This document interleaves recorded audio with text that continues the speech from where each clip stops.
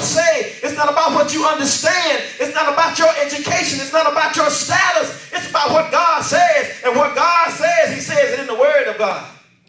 A lot of folk will say, how do you know God told you? Does it line up with the word of God? God's voice that speaks to us on the inside of our inner man does not contradict what the scriptures say. It's good, it's good, it's good, isn't it?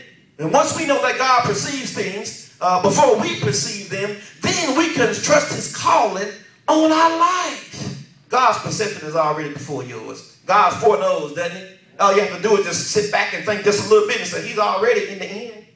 But he's in the beginning. It's easy to believe God for your beginning and for your now. But how many of y'all can believe God for your future? Yeah.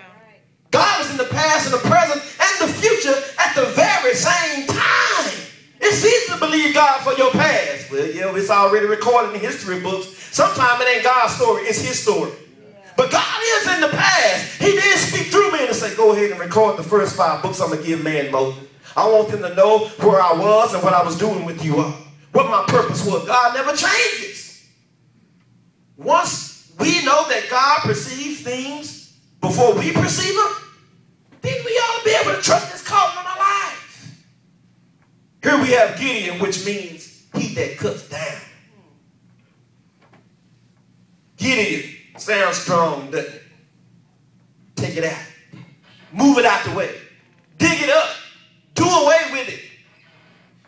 Gideon means he which cuts down. He can also be found in what we call the Hall of Faith in the book of Hebrews, chapter 11, verse 32, being mentioned as a man of great faith. He that cuts down, normally when looking for someone to do great and mighty things, you look for someone who has the credentials of someone great or the potential to be great.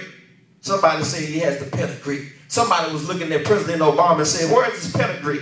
Where does mama come from? Where does his daddy come from? Where does his family come from? Does he come from a family of politics? Does he come from a family of wealth? Does he come from a family of peasants? Does he come from a family of whatever?